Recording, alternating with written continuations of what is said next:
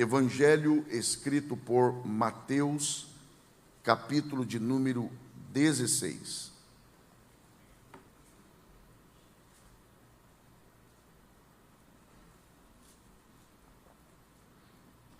Quando você encontrar este capítulo deste Evangelho, identifique aí, por favor, o seu versículo de número 13. Pois nós leremos a partir deste verso e encerraremos a leitura no verso de número 18.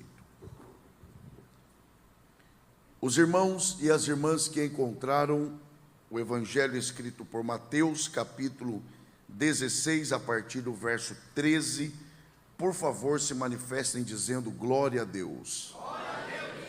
A palavra do Senhor diz assim a nós: E chegando Jesus às partes de Cesareia de Filipe, interrogou os seus discípulos, dizendo: Quem dizem os homens ser o Filho do Homem? E eles disseram: uns, João Batista, outros, Elias, e outros, Jeremias ou um dos profetas. Disse-lhes ele, isto é, Jesus: E vós, quem dizeis que eu sou? E Simão Pedro respondendo disse: Tu és o Cristo, o Filho do Deus vivo. E Jesus respondendo disse-lhe: Bem-aventurado és tu, Simão Barjonas, porque não foi carne e sangue quem tu revelou, mas meu Pai que está nos céus. Pois também eu te digo que tu és Pedro, e sobre esta pedra edificarei a minha igreja, e as portas do inferno não prevalecerão contra ela. E só os que podem digam amém. Amém.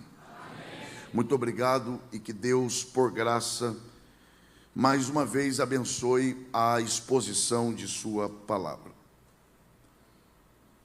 Nós estamos diante de um texto que, em primeiro lugar, trata-se de uma passagem bíblica que nos é extremamente conhecida. Eu acredito que é pouco provável que haja algum crente aqui que, por menor que seja o seu contato com a Bíblia Sagrada, já não tenha tido algum contato com este texto, seja lendo ou ouvindo alguém trabalhar a seu respeito. Então, em primeiro lugar, eu reconheço que este é um texto conhecido de todos nós. Mas ele não é só um texto conhecido, ele é também um texto amado por todos nós, haja vista que aqui está uma das, se não a maior promessa feita por Jesus à igreja e a respeito da igreja. Então, em primeiro lugar, esse é um texto conhecido, e em segundo lugar, ele é um texto amado por todos nós. Porém, se nós queremos de verdade, pelo menos tentar, e quando eu uso a expressão tentar, eu estou sendo muito sincero com os irmãos. Se queremos pelo menos tentar entender esse texto corretamente, e ao entendê-lo desta forma, buscarmos identificar primeiro o que é que move Jesus no sentido de reunir os seus discípulos à parte e lhes fazer essas duas perguntas: quem sou eu para os de fora e quem sou eu para vocês aqui de dentro? O que é que está movendo Jesus nesta direção? Qual é a motivação de Jesus em separar os seus discípulos para esta conversa íntima, esta conversa à parte. Mas não só isto, se queremos também identificar quais são os objetivos de Jesus com esta conversa, é preciso trilharmos pelo caminho correto da interpretação desse texto. E o primeiro passo nesta direção é, sem dúvida, olharmos para além do texto. Olhar para além do texto não é olhar apenas para os versículos que vêm antes e os versículos que vêm depois. Olhar para além do texto é propor aqui de olharmos para o Evangelho de Mateus como um todo, pois o entendimento deste texto que nós lemos, ele passa inevitavelmente pela compreensão do Evangelho escrito por Mateus. E é claro que você sabe, é só a título de lembrança, quando Mateus escreve este Evangelho, à semelhança de Marcos, Lucas e João, Mateus está debaixo da inspiração do Espírito Santo. Mas aqui é preciso dar um destaque especial, pois há quem pense que estar debaixo da inspiração do Espírito Santo seria o mesmo que estar fora de si, ou estar em transe. Há quem pense, por exemplo, que quanto mais cheio do Espírito Santo alguém possa estar, mais fora de si essa pessoa fica. Muito pelo contrário, o Espírito de Deus, ele não rouba a razão de absolutamente ninguém. Pelo contrário, quando você lê, por exemplo, o que o apóstolo Paulo orienta à igreja que estava em Roma, e agora a nós, é claro, e ele diz que é preciso prestarmos um culto, não é um culto emocional, não, mas ele diz um culto racional. O apóstolo Pedro, por exemplo, ele orientando a igreja do Senhor, ele diz que nós devemos estar prontos para respondermos com mansidão. Não é a emoção, mas é a razão da nossa esperança. O grande problema é que há muitos que pensam que a emoção ela é mais espiritual do que a razão. Pelo contrário, quem é que deu ao homem a capacidade de se emocionar? Deus. E quem é que deu ao homem a capacidade de pensar? Deus. Então, se a fonte é a mesma, o valor é o mesmo. Então, eu não só posso, como eu devo honrar a Deus com as minhas emoções, mas eu também devo honrar a Deus com a minha razão. Por que eu estou dizendo isso? Porque quando Mateus está debaixo da inspiração do Espírito, ele está com a razão trabalhando naturalmente, normalmente. Por isso, ele tem clareza sobre, primeiro, para quem ele está escrevendo este Evangelho. Quando Mateus escreve este Evangelho, ele tem um público-alvo estabelecido. Pois, por exemplo, Marcos escreve pensando nos romanos, Lucas nos gregos, João em toda a raça humana, e Mateus, por sua vez, ele escreve pensando nos judeus. Além de ter clareza sobre para quem ele está escrevendo, Mateus também tem clareza sobre o que ele deve escrever. Qual é o tema do seu evangelho? E quando você busca descobrir qual é o tema central deste evangelho, você identifica que Mateus está exaltando pelo menos duas coisas. Primeira, ele está exaltando o fato de que Jesus Cristo é o Rei dos judeus. E em segundo lugar, que em Jesus Cristo se cumprem todas as profecias e promessas proferidas no Antigo Testamento.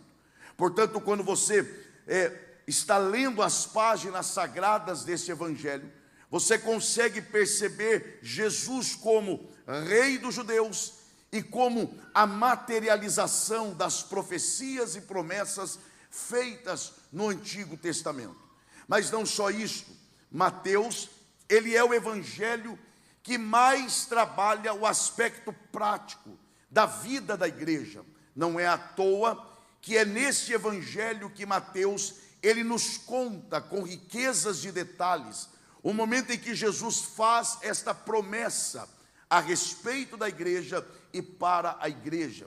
É Mateus quem trabalha a vida prática da igreja de forma muito especial. Por exemplo, poderíamos aqui citar vários exemplos. Dentre eles eu destaco um. É Mateus quem nos conta a respeito da orientação que Jesus dá à igreja, aos seus discípulos, de como devemos nos comportar frente a uma situação em que flagrarmos um irmão praticando algo que não deveria. O problema é que há muitos que se dizem discípulos de Jesus, mas não conseguem praticar as coisas mais básicas ensinadas pelo Mestre. E Jesus nos orienta que ao flagrarmos um irmão praticando algo pecaminoso, não é para sairmos propagando, divulgando. Pelo contrário, é preciso que esse cristão vá ao seu irmão e repreenda-o. E na segunda vez, se flagrá-lo novamente, não é hora de divulgar a quem quer que seja. É preciso chamar uma testemunha e ir até esse irmão e repreendê-lo novamente. E aí sim, na terceira vez, agora é hora de ir para as redes sociais. Não, aí você leva a quem de direito para resolver aquele problema. O que é que eu estou tentando mostrar com isso? Que Mateus é o evangelista mais comprometido com a vida prática da igreja.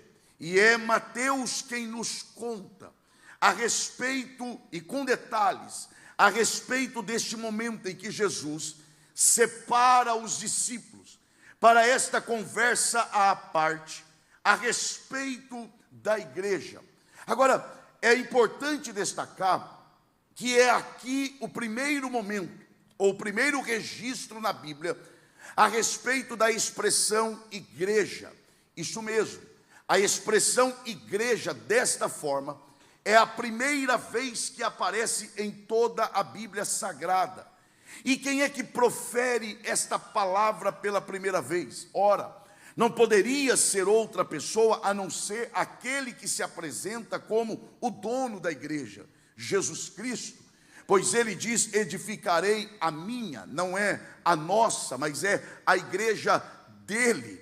E é ele quem vai proferir a palavra igreja pela primeira vez. É a primeira vez que a palavra igreja, ela aparece nos registros bíblicos. É claro que ao olhar para o Antigo Testamento, você tem palavras correlatas, que apontam para a vinda da igreja, a existência da igreja no plano de Deus. Por exemplo, há uma expressão no hebraico que aponta para a igreja, que é a expressão kahal. Kahal traz a ideia de um povo que se reúne no mesmo lugar, em torno de um único nome, para adorar e a servir esta pessoa. O segundo termo é Edá. Edá seria, a ideia aqui seria de alguém que não tem nome, mas que encontra alguém que tem nome, e este que tem nome dá nome a quem não tem nome. E agora, este povo que não tinha nome, mas que recebeu o nome de quem tem, se reúne agora em torno deste nome para adorar e agradecer, porque antes não tinha nome, mas agora recebeu o nome. É a ideia de igreja no Antigo Testamento. Mas a expressão igreja é a primeira vez que aparece. E não só isso, Jesus vai falar sobre a igreja pela primeira vez. E não só isso, mas ele também fará uma promessa extraordinária. E aí aqui surge a primeira pergunta. Qual é esta pergunta? Qual é o lugar que Jesus escolhe para lhe servir de palco, para falar sobre a igreja pela primeira vez? Que lugar é esse que Jesus escolhe para fazer esta promessa? Edificarei a minha igreja, e as portas do inferno não prevalecerão contra ela. Por certo, muitos de nós escolheriam Jerusalém, a capital social, política, a capital econômica, religiosa, espiritual. Mas o texto sagrado nos informa que Jesus escolhe o que Mateus chama de partes, não é nem Cesareia de Filipe, é partes de Cesareia de Filipe. Ora, por que Jesus escolhe este lugar? Que lugar é este? Quais são as características deste lugar? Quando você busca conhecer as características deste lugar, você percebe inúmeras coisas. Dentre elas, eu quero destacar a que eu considero a principal. Cesareia de Filipe era uma região majoritariamente habitada por gentios, isto é, não judeus. Ou seja, na visão dos judeus, os gentios são aqueles que estão excluídos do plano de Deus. Logo, são considerados por eles como amaldiçoados por Deus. Jesus escolhe Cesareia de Filipe, um lugar considerado pelos judeus como amaldiçoado. Mas não só isto, se este lugar é habitado por gentios, fariseus não habitam aquele lugar. Jesus sabe disso, é claro. Logo, esta escolha é uma escolha também estratégica, porque Jesus sabe que onde ele se encontrava com fariseu, havia debate, havia desconforto, havia embate, havia discussão. Jesus escolhe um lugar no qual ele sabe, fariseu não vai lá, então eu não terei desconforto, eu não terei embate, eu não terei discussão. Ou seja, Jesus escolhe um ambiente de paz para falar sobre a igreja pela primeira vez. E é claro, Jesus está emitindo uma mensagem sem palavras. Qual é esta mensagem? De que ele deseja que a sua igreja seja um lugar marcado pela paz. E não só isto, mas que a sua igreja seja promotora da paz. Porque igreja não é lugar de guerra, igreja não é lugar de dissensão, igreja não é lugar de discussão, igreja não é lugar de disputa, igreja é lugar de reinar a paz. Porque afinal de contas, aqui quem manda é o príncipe da paz. Se você concorda com isso, aproveite e glorifique ao nome do Senhor aqui neste lugar. É nesse ambiente de paz que Jesus, então, ele abre o diálogo com seus discípulos. E é aquilo que eu costumo chamar de uma AGE, uma Assembleia Geral Extraordinária. Jesus separa os seus discípulos e ele tem uma reunião rápida, objetiva, inesperada. E esta reunião possui apenas duas pautas. Atente bem para isso. A primeira pauta da reunião, Jesus abre esta reunião dizendo: quem dizem os homens ser o Filho do Homem? Observem, é como se Jesus estivesse dizendo: vocês que andam no meio do povo, vocês que conversam com o povo, vocês que negociam, dialogam, se relacionam com o povo, vocês que estão aí no meio do povo, me digam, observe as expressões de Jesus: quem os homens dizem ser o Filho do Homem? Eu repito e vou dar ênfase aqui. Observem, Jesus pergunta quem e não o que. Quem os homens dizem ser? Observem que o verbo aqui não é fazer, o verbo aqui é ser. Então a pergunta é: quem os homens dizem ser o Filho do Homem? A pergunta de Jesus não é na dimensão do fazer. A pergunta de Jesus é na dimensão do ser. Aqui eu abro um parêntese, porque é muito comum, infelizmente, você encontrar crentes que dizem assim: eu não me importo com o que os outros pensam ou falam sobre mim. Tem uns que vão além, tem uns que são tão íntimos de Deus que dizem assim: porque o meu negócio é eu e o Pai. O que os outros aqui falam de mim, eu não me importo. Ora, você está melhor do que Jesus, porque Jesus chamou os seus discípulos à parte só para perguntar a eles o que os outros tinham a dizer a seu respeito. Aliás, eu diria mais: crente que diz que não se importa com o que os outros falam dele, é porque no mínimo tem alguma coisa a esconder, porque se não tivesse, diria como Paulo: a minha vida é como uma carta aberta, e vocês podem ler a hora que vocês quiserem. Agora, Jesus separa os discípulos e os pergunta: quem?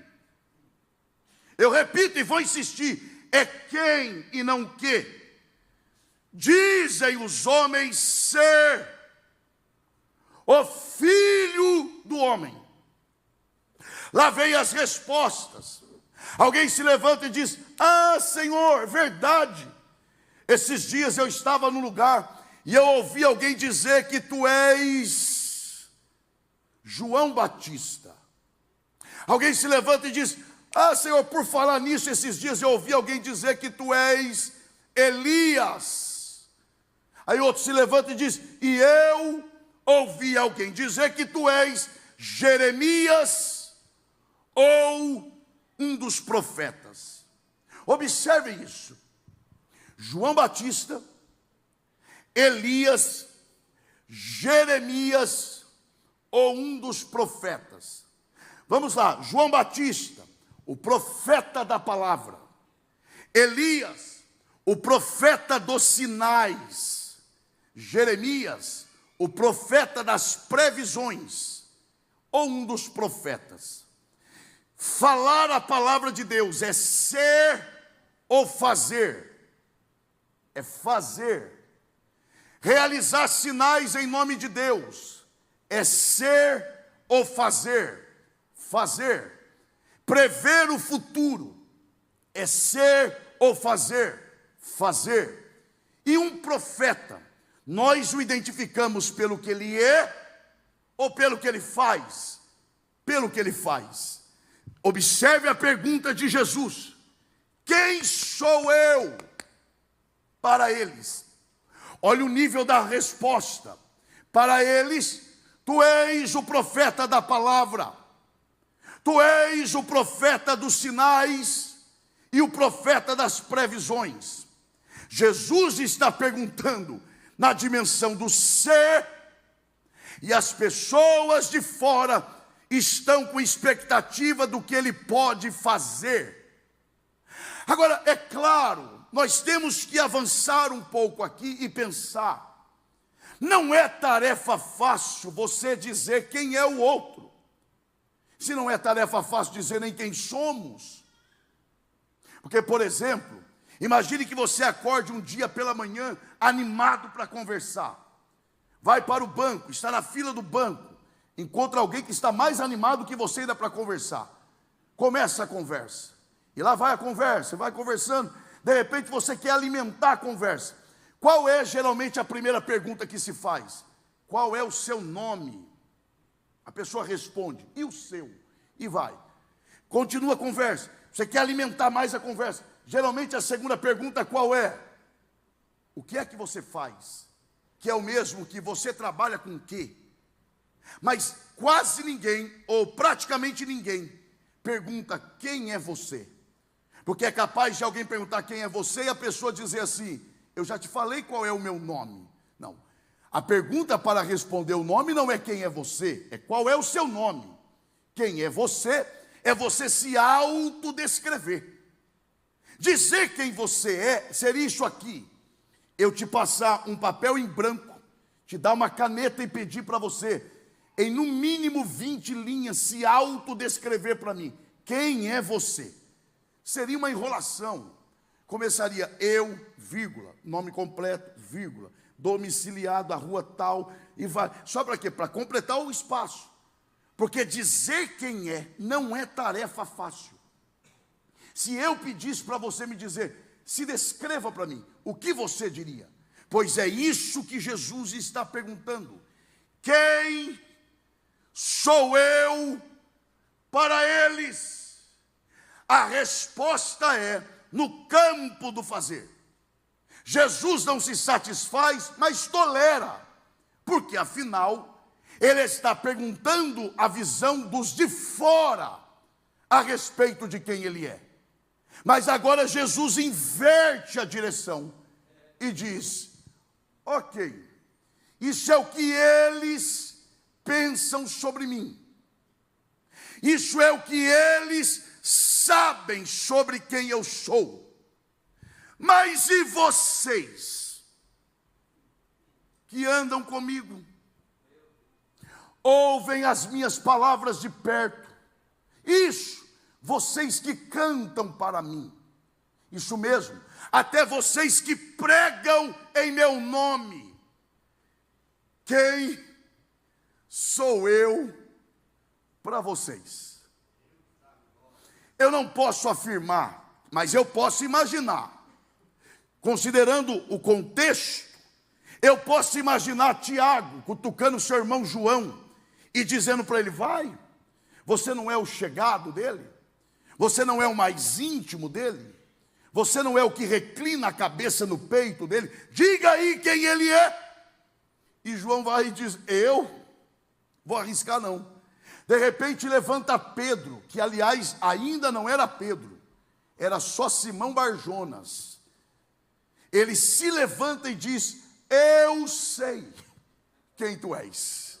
Sabe mesmo? Sei. Então diga quem eu sou. Tu és o Cristo, vírgula, o Filho do Deus vivo. Quando ele dá essa declaração, Jesus reage na mesma hora. E uma das reações de Jesus foi trocar o nome de Simão Barjonas e acrescentar-lhe Pedro. Porque sempre quando alguém se encontra com Jesus e descobre quem ele é, esse alguém nunca mais é a mesma pessoa. Não há quem descubra quem Jesus é, para não ter o seu nome mudado, para não ter a sua vida transformada por ele. Eu sei quem tu és. Tu és o Cristo, o Filho do Deus vivo. Vejam, aqui nós temos que parar um pouco. Notem que a declaração de Pedro está dividida em duas partes. A primeira parte ele diz: tu és o Cristo. E a segunda parte é: o Filho do Deus vivo. São duas partes. E é interessante porque quando você lê o registro que Marcos faz desse mesmo acontecimento, ele só registra a primeira parte, em Pedro dizendo: tu és o Cristo, ponto final. E por que isso? Por causa do propósito do Evangelho. Mas o certo é que Mateus registra a declaração toda: tu és o Cristo, vírgula, o Filho do Deus vivo. Por quê? Porque se Pedro tivesse ficado só na primeira parte, ele não teria satisfeito o desejo de Jesus. Porque observe que a primeira parte ele diz: tu és o Cristo. Se você pode, diga bem forte para ser uma vez só, por favor, diga Cristo. Claro que você sabe, é só para lembrarmos. O que é que significa Cristo? O ungido. Agora, há pessoas que dizem assim: ó, vem aí pregar fulano de tal, o ungido de Deus. Eu sei que é uma força de expressão, porque na verdade o único que tem o direito de receber o termo o ungido é Cristo, porque ele não é um ungido, ele é o ungido. Então quando Pedro diz tu és o Cristo, ele está dizendo tu és o ungido de Deus. Então vai lá, Cristo, ungido, unção. Se você pode, por favor, diga unção. A pergunta aqui agora é: para que serve a unção? Já viu? Tem crente que diz assim: eu gosto de ouvir fulano de tal cantar. Ah, você gosta por quê? Porque ele é ungido. E por que você afirma que ele é ungido? Não, porque toda vez que ele canta eu sinto um negócio bom. Tá. Já o fulano não é ungido não. Ah, não é não? Não, por quê? Porque quando ele canta eu não sinto nada. Então agora quer dizer que você é o aferidor de unção. Se você sente um negócio bom, é ungido. Se não sente, coitado do irmão, não é ungido. Pregador é o que mais sofre. Viu só como fulano é ungido para pregar? Viu só? Como é que você sabe que ele é ungido para pregar? Olha a voz dele. Olha como ele grita. Não, e olha a velocidade que ele prega. E o outro? Não, o outro não é ungido não. É muito devagar. Então você está me dizendo que quanto mais rápido se prega, é mais ungido. Quanto mais devagar, menos ungido. E nós temos que ter cuidado, porque às vezes nós estamos cultuando o talento e não a Deus. Porque nós só glorificamos quando alguém canta bem. Quando dá o agudo, então, meu irmão, o povo vai alocar, aleluia. Agora, quando o irmão está desafinado, Senhor, tem misericórdia do teu servo. A quem nós estamos cultuando? A Deus ou ao talento das pessoas? Pastor, e o que isso tem a ver? Nós temos que entender o que quer dizer Cristo, ungido, unção. Para que serve a unção? Olhe para o Antigo Testamento e nós entenderemos. E aí aqui cabe uma pergunta.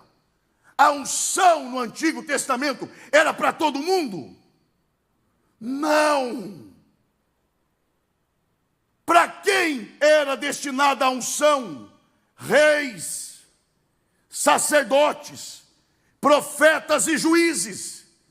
Ou seja, a unção era destinada a quem tinha alguma coisa para fazer. Deus só unge quem tem alguma coisa a ser feita. Hoje eu recebi uma unção no culto. Como é que você sabe? Não, porque eu estava triste e fiquei alegre. Não, você pode ter recebido alegria e não unção. Porque unção só recebe quem quer fazer alguma coisa para o reino. Você quer ser ungido por Deus? Então procure alguma coisa para fazer em favor do reino de Deus na terra. Quem está entendendo a voz de Deus, diga glória a Deus. Diga bem forte, não há unção. Não, isso não é forte, diga mais forte, diga não há unção para desocupados. Tá, e o que isso tem a ver? Quando Pedro diz, tu és o Cristo, é uma declaração bonita? É uma declaração verdadeira? É. Mas ainda está no campo do fazer. Ele está dizendo para Jesus, tu és aquele que é o único, capacitado pelo Pai, de fazer com perfeição o que veio fazer. Isso é bonito, isso é verdade, mas não é o que Jesus perguntou. Jesus não perguntou o que eu sou capaz de fazer e como eu sou capaz de fazer. Jesus perguntou, quem sou eu para vocês? Mas Pedro não para no campo de fazer. Ele diz, mas tu não és só ungido, tu és o próprio Filho de Deus. Quando ele declara isso, ele alcança o que Jesus esperava. Porque quando ele diz, tu és o Filho do Deus vivo, ele está afirmando algo que vai além do que nós pensamos sobre filho. Porque o que nós pensamos sobre filho? Primeiro, que o pai gera o filho, que o filho vem depois do pai, e que na hierarquia o filho está abaixo do pai. Essa é a ideia que nós temos de filho. Mas quando Pedro declara: tu és o Filho do Deus vivo, o que ele tem em mente é o que está em João 3,16. Porque Deus amou o mundo de tal maneira que deu o seu Filho, vai lá, deu o seu Filho o quê? Unigênito. O que quer dizer unigênito? Não quer dizer único. Unigênito é a junção de duas expressões: uni de único e gênito de Gênesis. Princípio, origem, procedência, fonte, essência, natureza. Quando Jesus é apresentado como unigênito Filho de Deus, a Bíblia está o apresentando como aquele que é o único que procede de Deus, o único que tem a essência de Deus, o único que é da natureza de Deus, isto é, Ele é o próprio Deus. Ainda tem crente que se alegra com esta verdade espiritual. Quem não se lembra de João capítulo 14, quando Filipe chega a Jesus e diz: mostra-nos o Pai. E claramente Jesus fica chateado, porque de bate-pronto Jesus diz: como é que é? Vocês estão comigo há tanto tempo, e a esta altura vocês vêm me pedir para que eu lhes mostre o Pai. Vocês não entenderam que quem vê a mim, vê o Pai? É nesse contexto que Tomé, para não perder a oportunidade, já tinha pedido: então mostra-nos o caminho. Jesus diz: não entendeu nada mesmo, porque eu sou o caminho, e a verdade, e a vida. Agora ele diz assim, ele não diz ninguém vai, porque se ele dissesse ninguém vai ao Pai, ele estaria falando de outro ser, mas ele diz ninguém vem ao Pai. Porque ele diz ninguém vem? Porque quem chegou nele já chegou no Pai. Porque Ele e o Pai é um só. Quem deseja adorá-lo como Deus nesta noite, levante a sua mão e dê o melhor glória a Deus que você pode.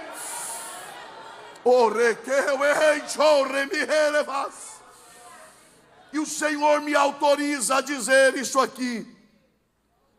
Sempre quando alguém declara quem Ele é, Ele reage em seu favor. Sempre. Foi assim com Pedro e foi assim com Marta. Lázaro está morto há 4 dias. Marta se volta para Jesus e diz: sim, Senhor, eu creio que Tu és o Cristo, o Filho de Deus, que havia de vir ao mundo. Quando ela dá essa declaração, Jesus olha para ela e diz: onde é que vocês colocaram o morto? Como quem diz, o milagre começou agora. Vamos lá, porque agora vai acontecer o que vocês querem. Sempre quando alguém declara quem Ele é, Ele reage em seu favor. Se você declará-lo Deus nessa noite, Ele reagirá em seu favor. Tu és o Cristo, o Filho do Deus vivo. Jesus olha para Pedro, e eu tenho certeza que, com um olhar de aprovação, e Jesus já disse para Pedro: e você é um bem-aventurado. É bonito isso, mas dá para imaginar, considerando a personalidade de Pedro, ouvindo um elogio desse na frente dos outros? Porque sabe o que quer dizer bem-aventurado ali? Mais do que feliz, diferenciado, alguém que se destacou entre os demais. Imagine Pedro ouvindo isso de Jesus, na frente dos outros. Meu irmão, eu tenho quase, eu não vou dizer que total, mas eu tenho quase certeza que ele deve ter dado aquela olhada de canto de olho, como quem diz: o que eu posso fazer? O que eu posso fazer se eu vi o que vocês não viram? Se eu enxerguei o que vocês não enxergam? Se eu descobri o que vocês não descobriram? O que eu posso fazer? Antes que isso aumentasse, Jesus já quebra Pedro. Bem-aventurado és tu, Simão Barjonas. Sabe por quê? Por quê? Porque eu descobri o que eles não descobriram? Não. Porque eu vi o que eles não viram? Não. Porque eu sei o que eles não sabem? Não. Então por que eu sou bem-aventurado? Porque não foi carne, nem sangue quem tu revelou, mas o meu Pai que está nos céus. Não tem nada a ver com você, Pedro. Porque não foi você que descobriu. Foi o meu Pai que decidiu te revelar. Me parece que a linha aqui é do que Paulo escreve aos Efésios. E eu fico imaginando Paulo, pastor Nilton, me dirige ao senhor com muito respeito, é claro, Paulo dizendo isso num culto pentecostal. Ele se volta para a igreja em Éfeso, de dentro de uma cadeia, ele escreve dizendo: vocês são salvos. Oh, eu sou salvo? E sabe por que vocês são salvos? Ora, porque eu faço coisas boas? Não. Porque eu sou correto? Não. Porque eu não peco? Não. Porque você não é salvo porque não peca. Você não peca porque é salvo. Eu não sou salvo porque faço coisas boas. Eu faço coisas boas como sinal de que sou salvo. Não é o que eu faço que me faz ser, é o que eu sou que vai me dando graça para fazer. Vocês são salvos pelas minhas obras? Não. Tá, então eu sou salvo por quê? Pela graça. Oh, Jesus. Tá, e para eu acessar a graça, mediante a fé. Tá, a fé sou eu. Não, e isso não vem de vós. É o quê? Dom de Deus. Então a salvação é de quem? De Deus. A graça vem de quem? De Deus. O que me faz acessar a graça? A fé. E quem me dá a fé? Deus. O que me resta para fazer? Ajoelhar, abrir as mãos, baixar a cabeça, receber e agradecer. Não tem nada a ver com a gente. Não tem nada a ver com méritos, é graça de Deus. É graça de Deus. Quem foi alcançado pela graça, levante a mão e adore ao Senhor. É o que Jesus está dizendo para Pedro. Você é um bem-aventurado, porque foi o meu Pai que está nos céus quem tu revelou. Oh. Diga bem forte para sua vez só, por favor, diga: revelação. O que é revelação? Imagine isso aqui, como um véu. Aqui está o véu. Aí estamos nós. E para o lado de cá, ninguém sabe o que tem. Queremos descobrir, mas ninguém tem acesso. Por detrás desse véu está Deus, que é o único que tem acesso ao véu para removê-lo. Aí estamos nós, aqui está o véu, e aqui atrás está Deus. Esse Deus que está nos céus, Porque Jesus diz, meu Pai que está nos céus, para mostrar o contraste entre Ele e nós. Esse Deus que não depende da gente para nada. Eu sei que é duro ouvir isso, mas Ele não depende. Se você o adora, Ele é quem Ele é. Se você não o adora, não altera quem Ele é.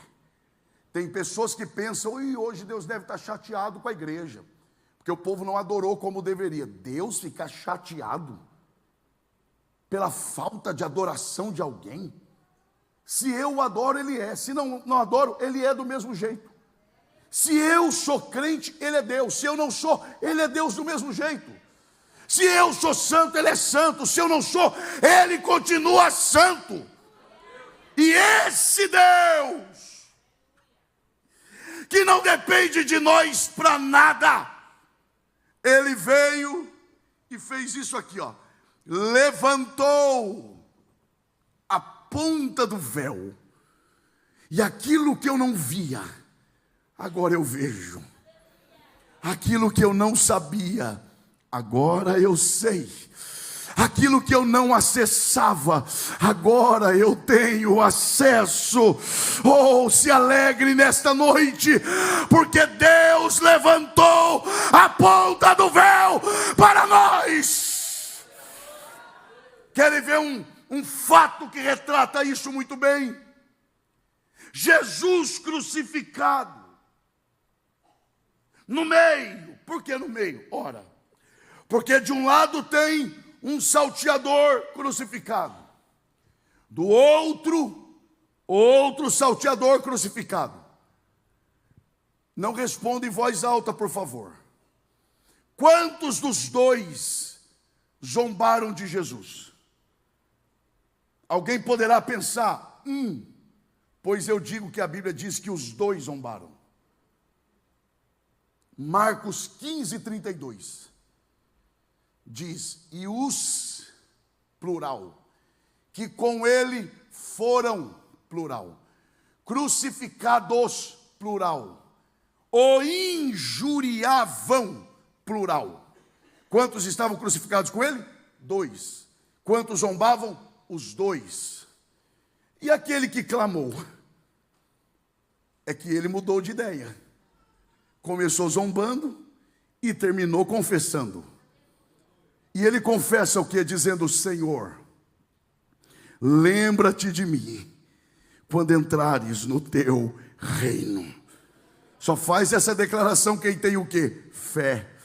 Só faz essa declaração quem recebeu o quê? Revelação. E essa revelação é por meio do quê? Da fé. E alguém dirá, mas a fé vem pelo ouvir, e o ouvir da palavra. Alguém vai dizer, mas ninguém pregou. Pregou sim. A atitude de Jesus pregou. Jesus está apanhando e está dizendo, Pai, perdoa-lhes, porque eles não sabem o que fazem. Jesus está sendo crucificado e vai dizendo, Pai, e o ladrão vai ouvindo, quem é esse que chama Deus de Pai? Quem é esse que pede perdão para quem não quer ser perdoado? E quem é esse que pede perdão para quem vai matá-lo? Não só isso, colocam em cima da cruz de Jesus para zombar dele. Este é o rei dos judeus. Alguém passa lá embaixo e zomba dizendo, este é o rei dos judeus. Mas Deus é tão poderoso que até zombaria vira pregação. Alguém passa lá embaixo e diz, salvou a tantos. Salve a si mesmo. E o ladrão ouve e diz o que é? Salvou a tantos. Se salvou a tantos, então pode me salvar também. Senhor, lembra-te de mim quando entrares no teu reino. Oh, glória a Deus. Oh, glória a Deus. Essa declaração foi tão verdadeira que Jesus responde dizendo, hoje mesmo estarás comigo no paraíso. Agora, ver em Jesus crucificado que Ele é Senhor, que Ele está acima e que Ele é Rei, é só por revelação. Porque identificar Deus assentado num alto e sublime trono é fácil. Eu quero ver reconhecer Deus crucificado. Aí é só por revelação. Oh, glória a Deus. Quem aqui quer se alegrar porque um dia Deus se revelou a você também? Quem aqui reconhece que um dia os seus olhos foram iluminados e você viu quem Jesus é? Eu começo a encerrar, porque eu sei quando eu estou pregando, eu sei quando eu estou ensinando, mas eu sei quando eu estou profetizando a palavra. E aqui eu vou profetizar o que Deus está colocando no meu coração. Porque há pessoas que questionam dizendo: tá bom, pastor Elias, você está dizendo aí que Deus se revelou a mim. Isso realmente é maravilhoso. Mas por quê? Como portador da revelação de Deus, eu muitas vezes sofro o que, de repente, ímpios que ainda não têm essa revelação não sofrem. Por quê? Às vezes um portador da revelação de Deus sofre o que outros não sofrem. Há uma resposta de Deus para você. Segundo aos Coríntios, capítulo 4 e verso 4. Qual é o contexto ali? Paulo está ausente da igreja em Corinto. E na sua ausência física, falsos mestres adentraram ao seio da igreja e começaram a questionar a autenticidade do ministério de Paulo, dizendo: Paulo não é de Deus. E aqueles irmãos simples em Corinto perguntavam: por que Paulo não é de Deus? A resposta era: porque Paulo vive mais sem dinheiro do que com dinheiro. Paulo vive doente, vive mais preso do que solto, vive sendo apedrejado, vive sendo perseguido. E alguém que sofre tanto não pode ser de Deus. Paulo fica sabendo disso e ele não vai para o debate. Ele apenas escreve uma carta. E ao escrever esta carta, olha o que ele diz. Na segunda carta aos Coríntios, capítulo 4 e verso 4. Olha o que Paulo escreve. Ele escreve dizendo: nos quais, observe isso, o Deus, com D minúsculo, o Deus deste século, olha agora, cegou o entendimento dos, não é dos homens, é dos incrédulos. Para quê? Para que não lhes resplandeça, olha isso, a luz do evangelho, da glória de Cristo, que é que? A imagem de Deus. Olha isso, o Deus desse século incapacitou os incrédulos de entenderem quem é Jesus. Eles não sabem quem é Jesus. É isso que ele está dizendo. Pule o verso 5, pule o 6 e leiamos o 7. E ele diz assim, ó: temos porém. Esse porém quer dizer o quê?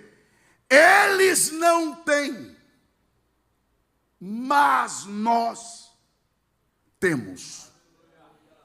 Eles não sabem, mas nós sabemos. Você não se alegra com isso, não? Eles não conhecem, mas nós conhecemos.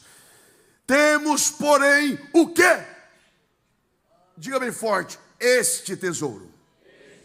Você observa que ele não está dizendo um, ele está dizendo este. Um seria o que você quiser, inclusive o Espírito Santo, mas aqui ele está sendo objetivo. Temos, porém, este. esse tesouro. Que tesouro é esse? É o que ele fala no verso 4. Eles não sabem, eles não têm o entendimento, eles ainda não têm a revelação, mas nós temos. E ele chama essa revelação de quê? Tesouro. Escondido em quê? Vamos lá, escondido em quê? Vasos de barro. Para quê? Para que a excelência do poder seja de Deus e não de nós. Oh, glória a Deus. Eles não têm, mas nós temos. E este tesouro, esta revelação, este entendimento está escondido aonde? Em vasos de barro. Para que Deus seja glorificado e não nós. Claro, a gente não tem noção do que Paulo quer dizer, porque não é algo inerente à nossa cultura. Mas a igreja em Corinto entende. Porque naquela época o que se fazia, e aqui eu encerro, a pessoa tinha ouro, ela não precisava do ouro naquele momento. O que ela fazia? Derretia o ouro, colocava dentro de um vaso de barro, fechava-se, ia para o deserto e escondia. Passa-se o tempo, a pessoa agora precisa do ouro. O que ela fazia? Corria no deserto, pegava aquele vaso, só que o tempo passou, e o ouro que outrora foi derretido, com o passar do tempo, o que aconteceu com ele pelo lado de dentro? Endureceu. Qual é a única forma de tirar o ouro pelo lado de dentro do vaso? Quebrando o vaso. Paulo está dizendo, sabe por que eu sofro? Eu sofro porque Deus colocou uma revelação dentro de mim. E para Ele tirar isso, para vocês conhecerem, Ele me quebra todos os dias. Ele tem a sua maneira de extrair o tesouro que está em mim. Quem está entendendo a voz de Deus, com a permissão do pastor da igreja, esteja em pé, adorando ao Senhor.